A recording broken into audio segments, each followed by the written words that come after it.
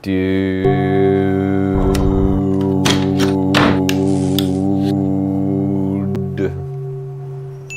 you are getting well.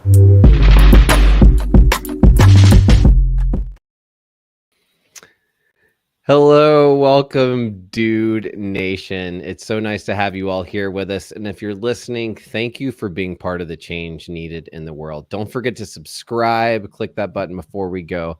And I'm so thrilled for our guest today. We met an incredible coaching program years ago, and she's one of those people who just also has been relentless and not given up. And one of my, an inspiration, really, like all of your content, all of her content, it really, really inspires me. So she's a trauma release coach, and her name is Briana Bowley. So welcome, Briana. Hey, how you doing? Great. How are you? It's Briana, not Briana, right? Briana. Briana. It is Briana. Okay. It's all right. All the Americans say Briana, so. Well, that's why I asked, because I don't want to be just another American. I want to actually get it right. So I appreciate Briana. So welcome. What had you say yes to being here today? Oh, well, because it's you for starters. Well, no, I love what you're up to in the world, and I'm all for having these kind of conversations. And I think especially, I work with a lot of women predominantly, at least in this stage in my business. Previously, I've worked with a lot of men, but I really think that there's a big call for men doing this work. So any way that I can support, I'm a hell yes to. So awesome. Yeah. Well, I'm so glad you're here. I'm a hell yes to you as well. And we have a lot of female listeners. We also have non-binary listeners. And so our audience is quite wide. So while we have been talking about healthy masculinity, and we do have the word dude here, we're also talking about wellness on behalf of the human race. And what has you, so you're a trauma release coach. I was telling someone the other day, like anyone who's a healer or some kind of something in that world has probably been through some shit. So I'm guessing if you're a trauma release coach, does that mean you've had some trauma in your life? Totally. I mean, I'm a big believer we all have trauma. It's just to what degree we're aware of it, Yeah, like being born's kind of traumatic, right? Well, yeah, they say it's one of the gnarliest ones. So yeah, definitely. I heard also if you really want to be traumatized, to watch babies. I have a friend that's very pro uncircumcision, because she saw a lot of content about how horrific it is for children. And I was like, oh, well, I wouldn't, I don't remember, but there's those things we don't think about. Totally. But what was the trauma that, I mean, maybe there's, anyway, I'll just ask the question and see what's this. What was the trauma that you couldn't release that had you become a trauma release coach?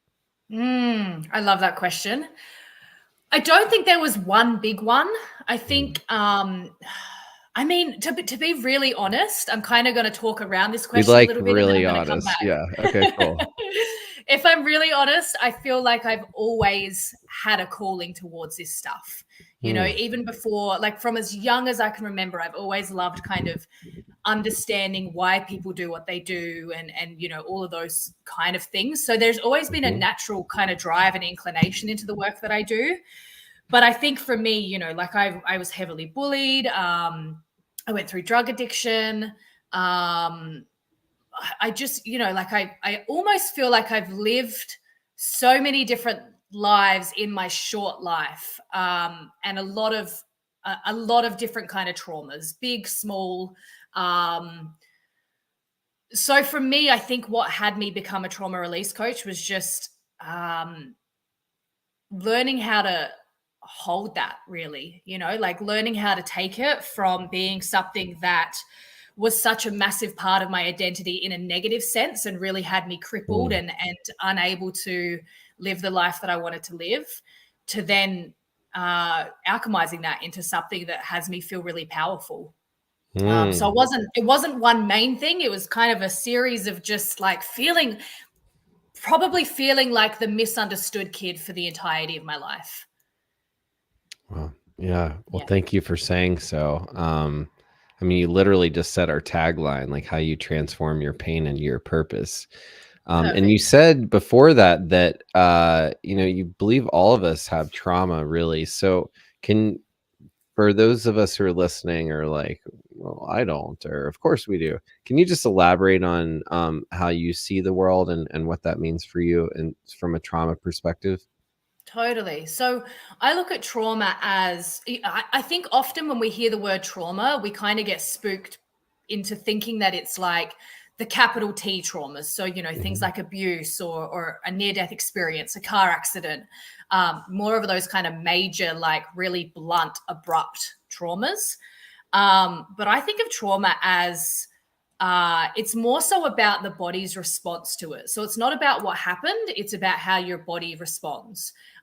So it could be, like just something that has a slight disconnect in how you relate to yourself.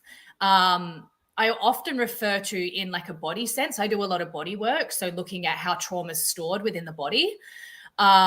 It could be something as simple as, if you go to cross the road as a youngster and, your parents lovingly and for the sake of your safety grab your arm and pull you back, that kind of like abrupt jolt can actually create a trauma pattern in the body. So it's things as small as that, it doesn't necessarily have to be these huge, what we think of traditionally as trauma. It could be tripping down the gutter and having, someone giggle under their breath at you, or, feeling like you tried to share something vulnerably with a loved one and they didn't receive it in the way that you had hoped. All of those Yeah. things can be trauma in one way or another. Yeah. Yeah. Well, I'm glad. So you're talking about the big T's or little T's. Mm, And I think trauma has also kind of become a buzzword almost mm. that I dare to say overused, but like a high, what do they call those words that are just, yeah, I guess a buzzword, like everyone's saying, trauma, trauma. For those of us who have that, still like cringe when we hear trauma, how can we be empowered? Like, how are you empowered by trauma?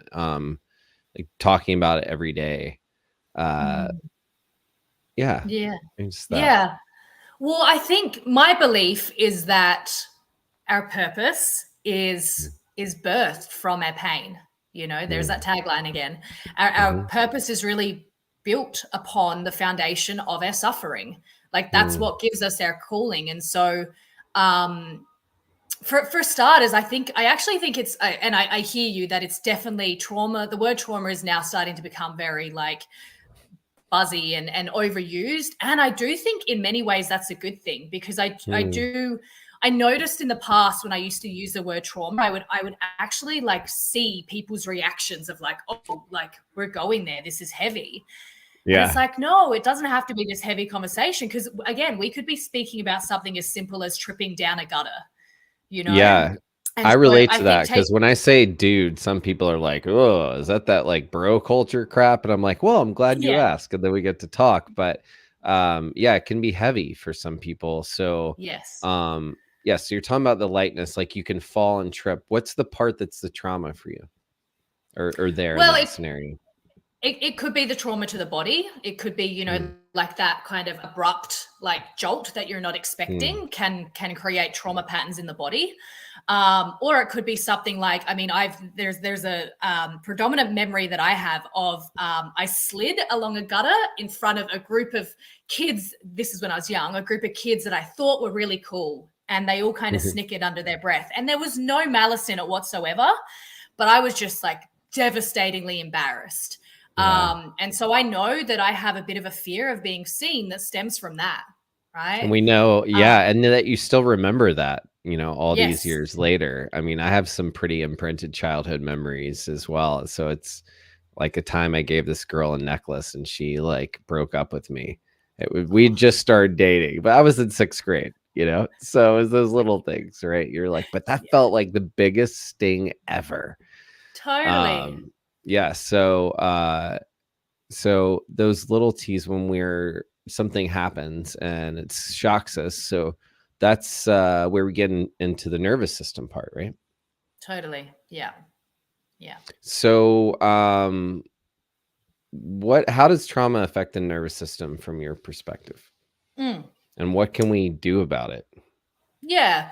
Well, I think that and this is even kind of coming back to pre-trauma. So the impact on the nervous system, how do I want to word this? So the work that I do is essentially looking at our nervous system's responses to different stimulus. And so there's three main responses that I speak on, Yeah. and they are fight, flight, or freeze.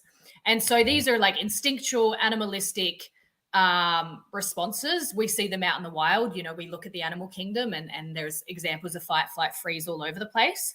But looking at how these kind of get wired into our system as protective mechanisms. And if we don't have an awareness of them, it's not to say that they're bad, because they are there to keep us safe and keep us here. But it's to say that we need to create an awareness around them, so that we can essentially like live the life that we want to live. If we're living at the control of these unconscious survival mechanisms, then our ability to actually create the life that we want to live is severely diminished. So it's about bringing awareness to them and shifting them in an empowering way when they're coming up in times that aren't life or death. So that we're more conscious, we're healthier, we're able to, you know, be more creative, more logical, we're able to connect, we're able to be vulnerable. So how that kind of links into trauma is that if we have had these traumas happen in life, we have these unconscious kind of wired in patterns that, you know, it could be something as simple as like you've got a deadline coming up.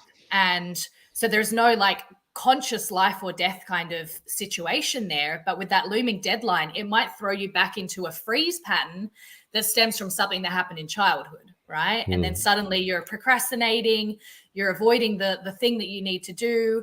Your your income's now taking a hit, your livelihood's taking a hit, you're stressed, now you can't connect with your loved ones, and it creates this kind of ripple effect. Does that answer your question? Yeah, absolutely. And that's a great way of like talking. I mean, that way of talking about trauma really lands here. And so it's resonating with me about, and I love hearing the different ways that you work with trauma. So for how would you apply that? Can you give us a specific scenario of trauma and how you would apply, like, what are your steps to work with it? How do we start to release that? If it's in our body and we've gone through it and we're dealing with this, what now? I know so many of So us, when we're really going through it, feel so trapped by that. Or it may yeah. just come up and blindside us, right? For me, even with PTSD, from September 11th, from living in ground zero, then there's times when loud noises or certain stimuli just suddenly get to be way too much, and it's out of nowhere, sometimes not at all. I mean, I lived in New York City for 23 years with a lot of construction noise. I don't know how, but there's times when it just suddenly would strike me. So before I had worked with or understood trauma, you know, even being in my body, working with my body all the time, it still felt like my body was a prisoner of this trauma. So what are some of the ways that you work with people to actually release it? You mentioned body work, but what does that look like? Yeah, so my work kind of there's two different threads. One is the body work stuff, which I'll get into in a sec, and then the other piece is also like cognitively bringing an understanding to our survival mechanisms. So the body work stuff is as we've said, looking at how we kind of have these holding patterns in the body. So again, if I come back to that example of tripping down the gutter, like that abrupt kind of like movement can create a holding pattern in the fascia, which is the soft tissue that lines our entire body, that may start to create like postural abnormalities. It can start to impact the way we move through the world, impact the way we're able to express ourselves. And then as a result, that starts to impact the nervous system. Because when I'm speaking about the nervous system, and I think this is something that a lot of people do forget, the nervous system isn't like this intangible kind of concept. It is actually a physical structure within the body. So if you consider that, like, you've got all of these nerves and all of these, like different branches of the nervous system, and then you've got, say, an old injury, or that holding pattern, that tenseness in the connective tissue from, again, tripping down a gutter, over time, that's going to start to actually block off different neural pathways in the nervous system. And so we can start to kind of fire off these like survival mechanisms just as a result of messages not kind of getting through as coherently as possible. So the body work that I do is really about connecting to your body in such a way that you can start to, first of all, like creating enough of a sense of safety that these holding patterns stored in the tissue can unwind, so that we can start to kind of like shift the posture, release the tension, and create more blood flow, more nutrients getting through to those physical structures, getting through to the nervous system, and starting to shift some of those survival patterns. But also allowing ourselves to slow down enough to feel what's actually being held within the body. I think a lot of the time and it makes sense, like we live in such a high stimulus world. We're so go that we could be, carrying the weight of the world on our shoulders and have literally no idea that's the case until we slow down enough, and then all of a sudden it hits us. I'm sure you've had the experience. I know I definitely have, where I've been flat out with work or whatever, and then the moment I have some downtime, it's like I either get sick or I get really emotional, or a mixture of both. And it's like, oh, that's been there the whole time. I just haven't actually given myself the space to feel it.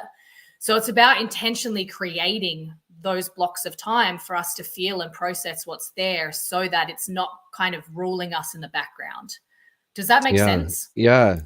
So one of the things I hear you saying, a tool is slowing down, actually making space to feel it. I heard this saying in 12 steps that I loved, is you got to feel it to heal it, or the only way past it is through it.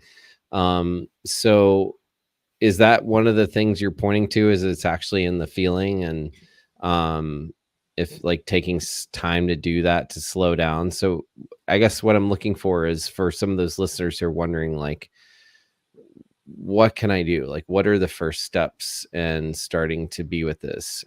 If I feel like slowing down is scary, right? Those, maybe I know a lot of people today who are kind of used to grinding, or those avoiding by working or staying busy. Once we slow down, it can be really scary. Even as a yoga teacher, I used to have students that say, some would say Shavasana, like corpse pose, was the most terrifying one, because they had to just be still. Yes. And it's said can be one of the most challenging poses, to just be, to let our bodies just be supported, even to let go. So how do you work with the body? What are some of the tools we can do, or like really simple things we could break down? Yeah, well, I actually recommend self-massage. And I think a lot of the time when people hear this, yes, a lot of the time when people hear this, they kind of think that they, need to, like, there's a right or a wrong way to massage. And so, that kind of is enough to make them go, oh, I don't want to go there. But there's no right or wrong way. It's about starting to like build that connection with your body and starting to listen, So I think, like you said, meditation, things like that can be so daunting for people. I know that was 100% the case for me. Like, the thought of even sitting down for 2 minutes was like, I can't do that. So self-massage gives you something to focus on. You're still kind of active, but at the same time, you're creating a connection to your body that is going to, over time, and this is the big piece. It's not about like rushing it. There's no way to get to here. It's about building that connection slowly so that your body can start to go, oh, okay, like you're here with me, you're listening. It sounds a bit woo, but I am such a deep believer that, you know, injuries, sickness, all of those things are just the body asking us to give it a little bit of attention.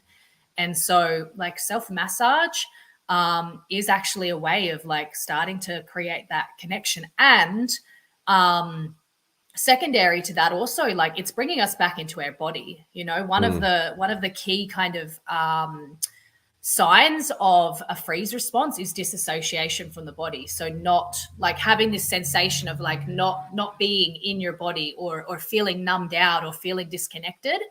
And so when you're physically, you know, like massaging your own body, it's a safe way, it's a gentle way of actually bringing you back into your body. So that in and of itself can start to kind of rewire that freeze response. That's a beautiful. I'm just making note of that. I like that you're such a fan of self massage, and we do that a lot in our household. And yes, that could include masturbation if you're listening. Totally. But we've got all kinds of different massage tools at home, and I love. My wife is always massaging herself to the point where it used to drive me crazy. And then I realized how much care she provided for her body, and I'm thinking you got to teach some self massage classes, because I feel like people don't know how to touch themselves, let alone each other anymore. Totally. And if we want to, you know, get more, I mean, humans are such loving creatures. I've been reminded as I've recently rescued a dog, and she's just like, so I feel like she regulates my nervous system all the time. The amount of love and touch I realize I get throughout the day, extra touch. My partner and I are even being more affectionate with each other as a result of the amount of touch we're receiving from her, from the dog. So I really appreciate the that we can even touch ourselves. Like I remember also someone saying, or I believe I read this. I don't have a source, but I'm pretty sure we can prove it if you Google it, that if we hug ourselves, we can release that same oxytocin that we seek when hugging other people. Or, you know, you've heard of when a mother hugs her child, that bonding chemical, that we can actually receive that when we hug ourselves. Yeah. Do you know anything about that? Have you heard that before? Yeah. I've heard similar threads of that. And yeah, I'm such a believer of that. Like we live in such a touch-starved society. And so, you know, I really do think, and there's this piece there of like, there's a certain level of vulnerability that comes with touch. And my belief is that if we're not comfortable with like doing it for ourselves, you know, touching our own body and feeling safe in doing that, then as you said, how can we expect to feel safe with someone else touching it, you know, touching us or touching another? So I really think that there is something on so many different levels. There's something to be said for self-massage. Beautiful. Yes. Well, comment if you're feeling that one. And for anyone who's listening here, thank you, Stafford. We see your comments here. If you have any questions, please don't hesitate to ask us live on YouTube or Facebook. And don't forget to subscribe. Briana, for people who want to learn more about you and how to get hold of you, what's the best way to do that? Yeah, probably Instagram is the best way. Cool. Just search my name, Briana Bowley. Make sure it's Briana with one N. I'm on Facebook, or my website is just, again, my name, brianabowley.com. Awesome. Well, we'll put it in the chat here. So we're talking about, if you're just tuning in, we're talking about trauma and the nervous system and the body and how to release trauma. So self-massage was one. Slowing down was another. Is there another tip or tool you might give us to kind of start to release some of this? Yeah, totally. So the other piece that I mentioned, the other branch of what I do, is looking at kind of bringing a conscious understanding to your survival mechanisms. So it's, and this is a little bit more, I guess, timely and takes a little bit more conscious effort. Yeah. So working with a coach might be, a specialist might be a way to go. Totally. Right. Um, Great. tracking, like, first of all, what the different survival mechanisms look like for you, how they feel, and what Mm, behavioral patterns and kind of thoughts pop up when you're in that state, so that then you start to have an awareness of like what's going on and what tends to trigger those different responses.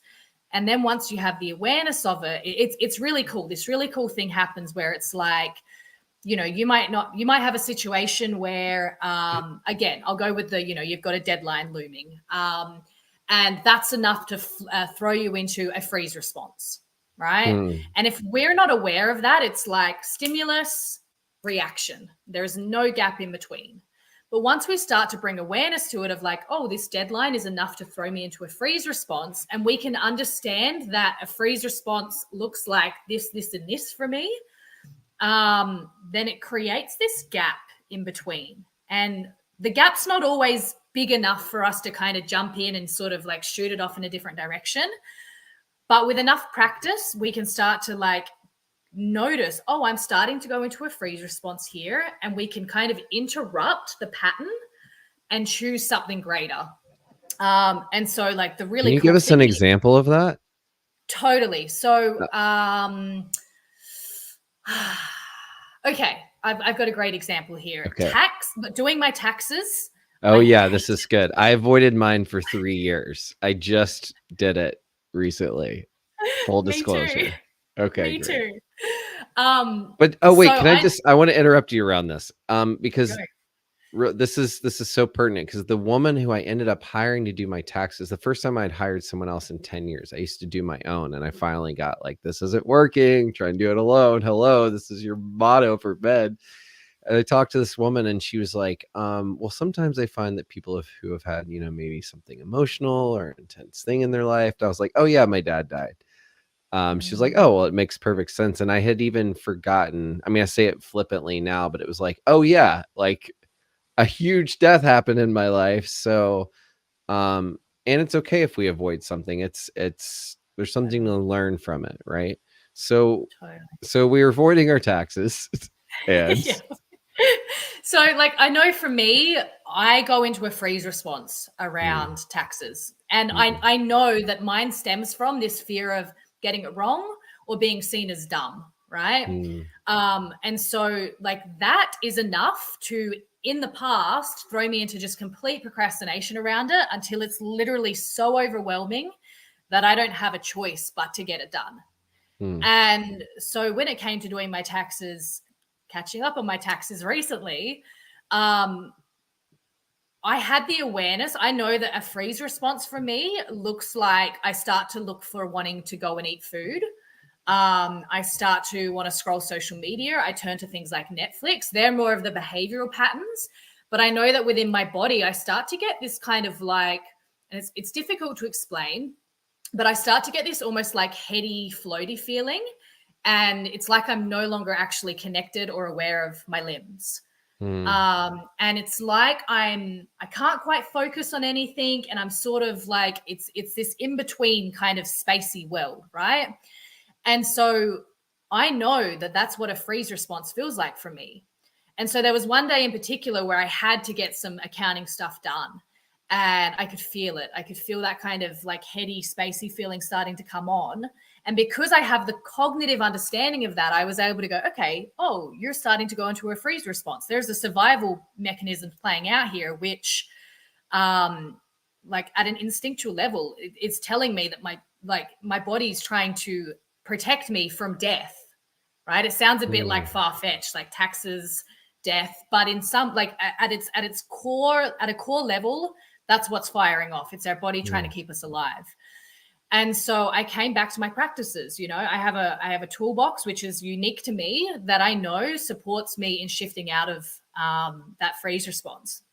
And so for me, I sat down and I spent some time getting back into my body. And I used a particular tool which I love, and it's in many ways links back to the self massage. And that's something as simple as I sit there and I go, this is my hand, this is my wrist, this is my forearm, this is my shoulder, and so on. And just slowly like linking, bringing myself back into my body And that was enough for me to, rather than go down the route of turning to food, turning to Netflix, turning to scrolling social media, and essentially just like further imprinting that freeze response. Instead, coming to my toolbox basically, and my taxes are now done. So success. Woohoo! Yes, 2 success stories right here.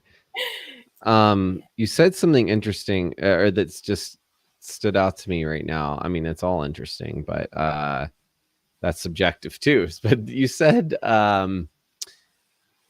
instead of scrolling on social media or something like that, that would further imprint that freeze response. So for those of us who aren't aware of like what going to scroll after having a freeze response might be doing, I'm curious how this might also apply to pornography. I know I hear that come up a lot for people today.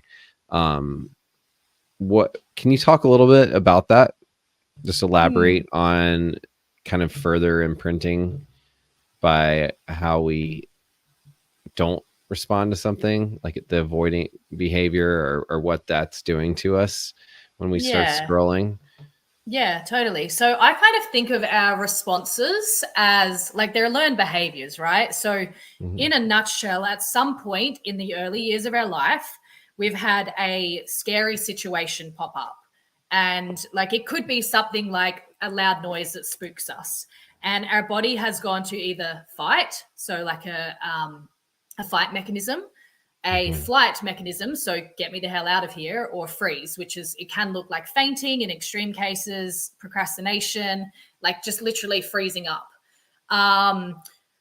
And the nervous system can't tell the difference between like merely surviving and thriving. So it's very black and white in how it kind of like processes things. So say, for example, I hear a loud noise as a youngster and I freeze. And I survive. I survive that threat.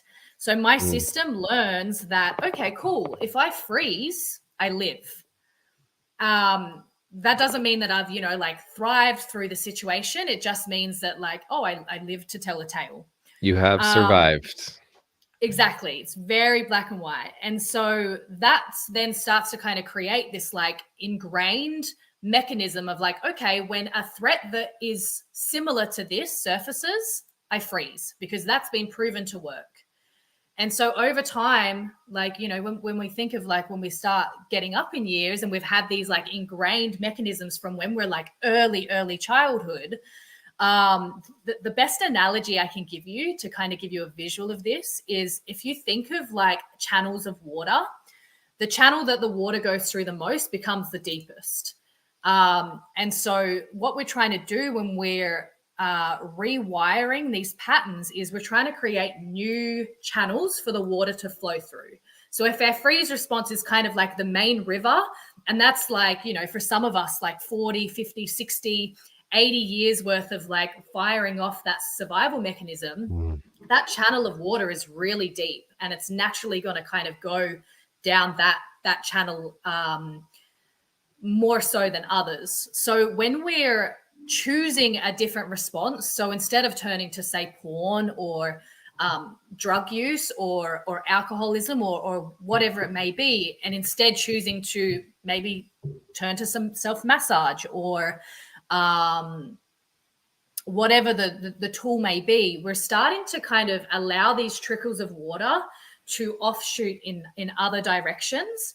And then over time, the more consistently we choose to do that instead of turning to porn or turning to whatever other, inefficient mechanism we turn to, we can start to deepen that channel. And over time, and with some commitment and some intentionality, that channel, that healthy channel, or that efficient channel, starts to become more of like the main way that the water flows through. Does that make sense? Yeah, that's a great visual. I love visual metaphors, and I've heard it, and I've talked about it as a vinyl record and like a deep worn groove that way. And I actually like this water analogy almost more because there's you can't like skip through the other tracks on a record, but this you can like create new pathways right away. So it's kind of cool. I like that for my brain. That really works. So the reason I mention pornography is I know for men, and a lot of the statistics coming out is erectile dysfunction is happening earlier than ever. Like half the commercials I see online are on TV or like hims.com or something, which is all just like, here, take a pill, like having a hard time getting up, take a pill, versus actually dealing with the root of the problem. And I see so many men and people in general reaching for pornography, or let's just fill that in with anything else on your phone that it's going to give you a dopamine hit. And so what's happening to young men is they're so used to getting these dopamine hits, but they're not actually interacting with humans. So then you get in the bedroom and your body can't actually perform, and there's not that physical connection. So what I hear is missing is literally being in our bodies. And I wonder, I've heard this come up around for women around menopause, right? When you really start losing those parts of your body and your sexuality, or it's different for every person and can be traumatic. That's something we don't talk about like much in life, is like menopause, miscarriages, how they affect men and women. For men, it's all about erectile dysfunction at some point. But can you talk a little bit about you can pontificate upon anything I said here, but like, I guess what I'm curious about is also from like how these things affect the female body too, or if you know about some of the impacts on the body, male or gender aside, that you could elaborate on. Yeah. I have this belief that, like part of the freeze response mechanism, like when looking at, and I'd be actually curious to look into the studies, so I'll just frame this as opinion. When I look at a lot of the kind of freeze response mechanisms, so again, porn, food, drugs, alcoholism, that sort of thing, like a lot of the time it's quite high stimulus. And so my belief is that like the freeze response, like the primary kind of mechanism of it is over a longer period of time is to get us back in the body. One of the common things that I see with someone who is chronically in a freeze response is, things like fibromyalgia or like chronic pain in the body. When we consider things like that, like it's literally the body like trying to get our attention and trying to like call us back in. And so I think that there's an interesting pattern that I do see in clients of, that freeze response turning to like porn, or, like there's one, I was actually chatting with a friend the other day about this. I'm seeing more and more women turning to true crime documentaries. And I'll flag, this isn't to say that if you enjoy true crime documentaries and those sorts of things, that this is black and white, you're, in a freeze response. It's not the case whatsoever. I've actually seen this pattern as well. So it's interesting that you're pointing to this. Yeah. Yeah. And what I believe is that in many cases, it's looking for that stimulus that's big enough to kind of bring us back.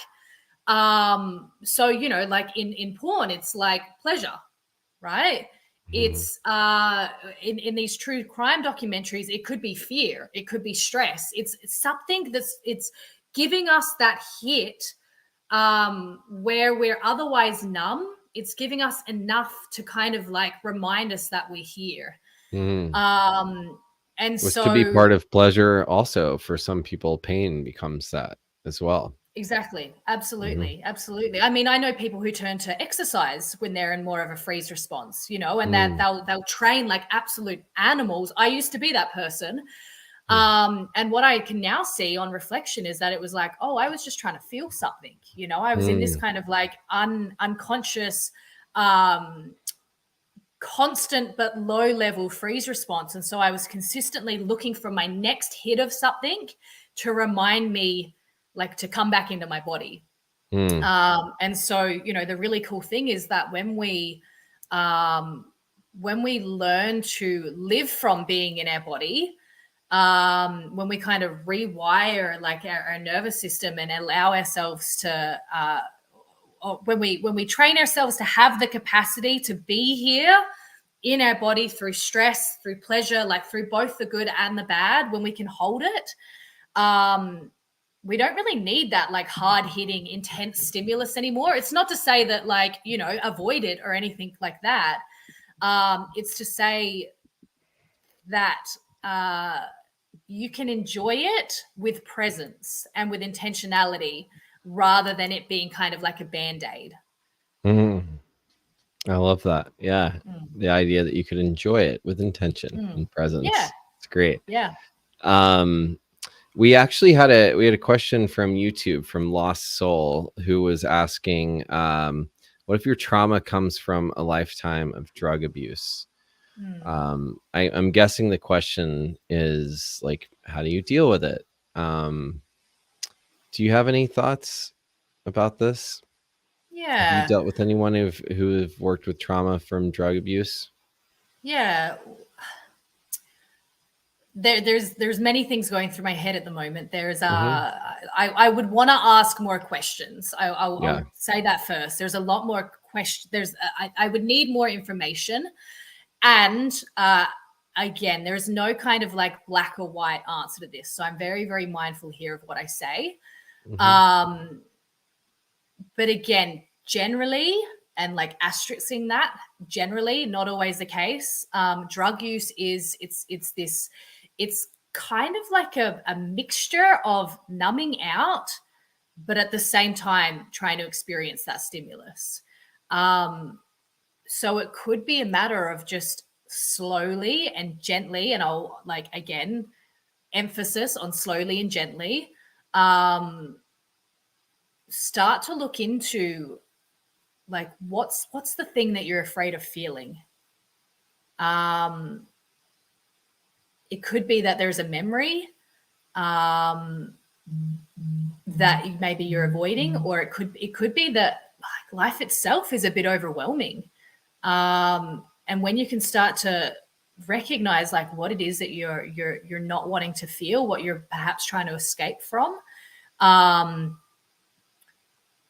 and over time, and sorry, I'm a little bit mindful that this might come across a little bit vague. It's just difficult to give specific answers with a non-specific kind of question, or without further detail.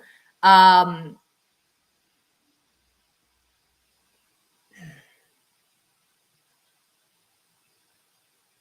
with me.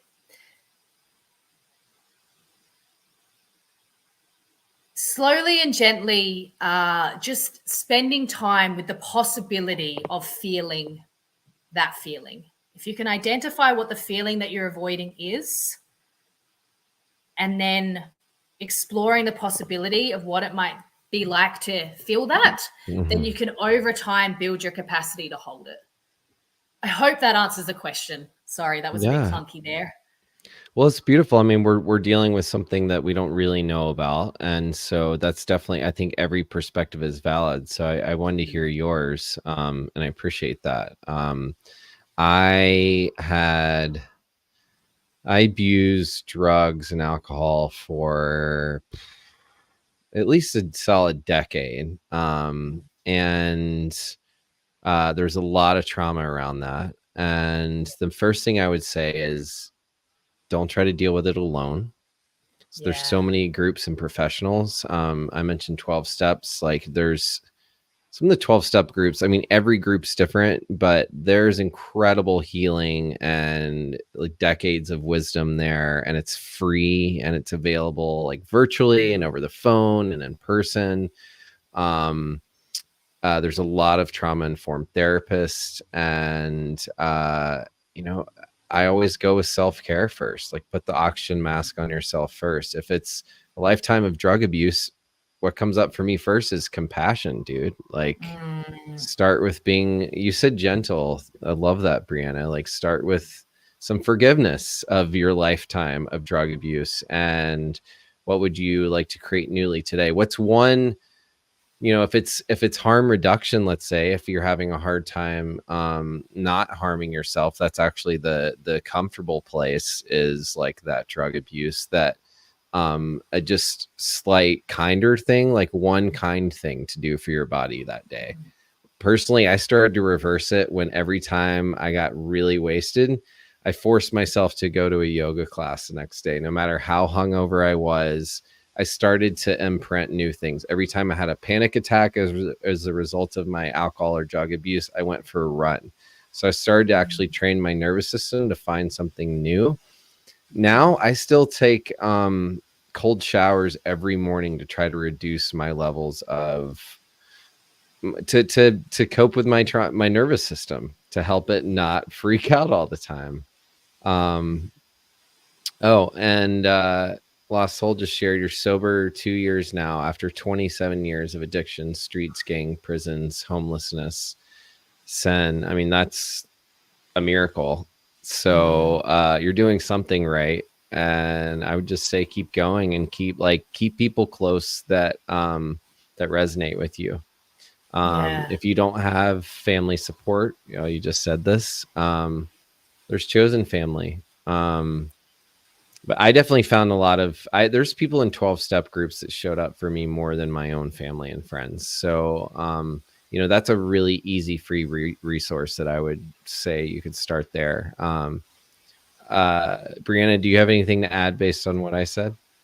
Yeah, I actually, you touched on the compassion piece there. I would love to add on. I think there's so much shame that comes attached to, like some of these patterns, and I think that shame in and of itself has this funny way of kind of like circling us back into the same spiral. And so like trauma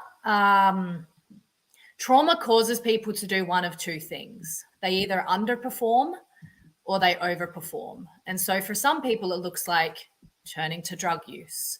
For other people, it looks like turning to an addiction to like work.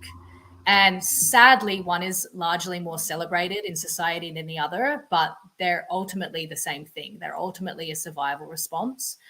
And so I think that there's something to be said for really recognizing that there's no shame in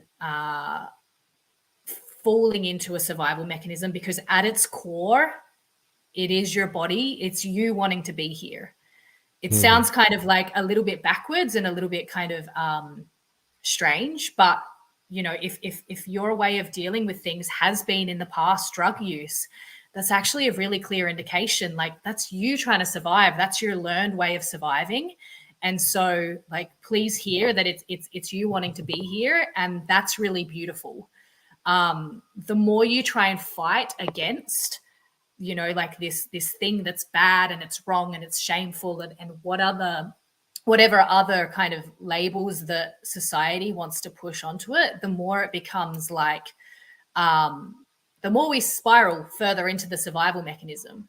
So I think acceptance is really key. And so again, I'm just going to hit that one home a little bit more. If that's been your pattern in the past, please practice seeing it as a really beautiful thing, because it is you wanting to be here. It's just the only survival mechanism you've learnt. And for this particular listener, it sounds like you're starting to learn some new ways. So love the old survival mechanism, because it's got you, it's what's got you here. Like, you've had a success rate, you're here, having this conversation. And we now get to kind of focus on building on and finding more effective or perhaps more traditionally loving ways of staying here. Beautiful. I love that. Thank you, Briana. And I'm so grateful for you, Lost Soul, for just sharing yourself and being so open and allowing us to contribute today. I hope this is resonating with other listeners here. So Briana, I have a few closing questions that I'd love to ask all my guests before we go. The first one is, if your movie, if your life up until this point were a movie, what would you title it? A Hollywood film. Ooh. Ooh. Oh God, that's a great question, but a tough one. I don't know if I can give you like an What's the first thing exact that title. comes to mind? You know what? The first thing before you'd even finish your question, the first thing that was popping into my head was Pursuit, the Will Smith movie, The Pursuit of Happiness. Uh-huh. It's one of my favorite movies, and like Yeah. I deeply resonate with it. Hmm. Um, So the yeah, pursuit so of happiness. yeah, some sort of like something that flavor. Beautiful. Yeah. And if your ex were to name this movie, what might they call it? Ooh, oh God, these are tough questions. Um, mm, Warrior. Nice. Yeah, Wow, yeah, that's a nice kind thing to say. That's great. yeah. Acknowledgement from your ex. Thank you, ex warrior. Yes. Um and what's your favorite curse word? Oh, I like the C word. Yeah. Nice. Yeah, because All right. it's got this. Can I give my reason? Yeah. Oh yeah. I think it's got this like edginess to it of like it's still, like cursing's becoming more and more accepted, but there's still Mhm. like even for me to say the C word, not rather than Mhm. just saying it straight out, it's still got this like hit to it. There's still this kind of like Still has a it's little not a charge and edge. yeah. So it's I find it fun to play with in terms of just the human behavior side of things. That's great. That's the Yeah. first one we've had. The C word has made its way on this season, so that's great. There you go. Yes, I knew there's a reason we brought you here today. um, Brianna, do you have any hidden talents or Hmm. things you're really good at, but most people don't know? Oh, these are like on the spot questions, huh? Yeah, I like to just have fun. Yeah, It's great. we talk about trauma for an hour. This is good. What's that? Sorry. I said this is this is part of the yin yang, the levity of the Totally. yeah. Totally. Oh, nothing comes to mind. Hey, do I have any talents? No, I'm drawing We're blanks on gonna that have one. to I ask your apologize. family and friends then. That's definitely this is your homework assignment. I feel like all of my talents are like very in your face. So I'm like, do I have any Okay, like okay. secret Well, ones? what would we not know about you from this podcast today? I mean, we know you as a trauma release coach, but what do we Okay. not know about Oh, you? that's easy to answer. I'm a blue belt in Brazilian Jiu-Jitsu. I So knew it was something badass. I knew it. I was like, there's something that you do. I was like, it's physical. I can feel it. Oh, that's awesome. That's so badass. All right, cool. So no messing around. I mean, speaking of being in your body, wow, what an incredible yeah. way to like work with trauma, like on the mat, working through stuff. Yeah. That's Yeah, incredible. it's brilliant for that. It's confronting and it's also like so healing. So Hmm. healing. Yeah. Uh, if you could give the world one, or actually, before I ask that question, are there any books? Like, what are your go-to recommended books and or podcasts on trauma or resources on trauma? Mm. There's a place to Um, start. What's one of the ones that comes up? yeah. The Breakthrough Experience by Dr. John D. Martini.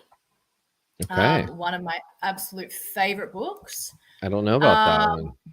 oh, The it's a Breakthrough game changer. Experience, Dr. John D. Martini.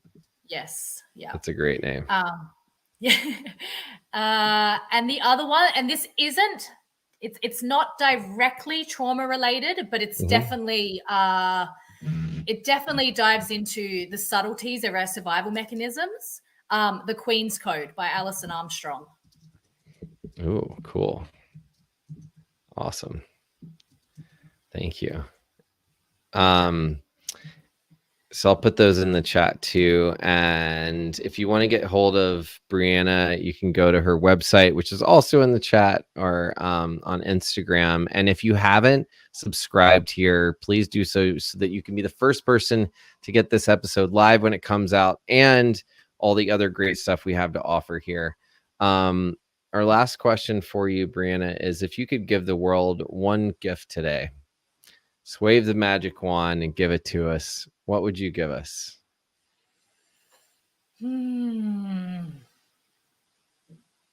Permission to go slow. Yeah, take your time. There's no rush. Urgency, like this collective kind of sense of urgency and to be something and do something. It's trained into us, and it is in and of itself like a survival mechanism. Urgency has us think that we need to be somewhere, and whether we're trying to run from something or run towards something, either way, like we're running from ourselves. And so when we can slow down and actually really be here, we realize how much we've been missing, and it makes striving for where we want to be so much more enjoyable because we get to actually experience it. It's beautiful. And if we could all slow down, what do you see us all doing? A better question, an easier question to answer would be, what wouldn't we be doing? Like I think that slowness opens up space for everything that we're looking for. When we're out here trying to create and build, we're looking for something, and it's already here. So slowness allows us to experience the connection that we've been looking for.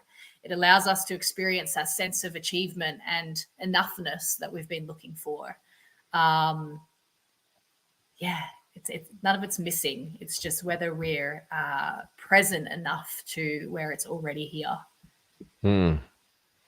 Thank you for that gift. I appreciate that. I think we got a taste of it just right now. So thank you for giving yourself so generously and your time and booking ahead and being with us from Australia. What time is it over there?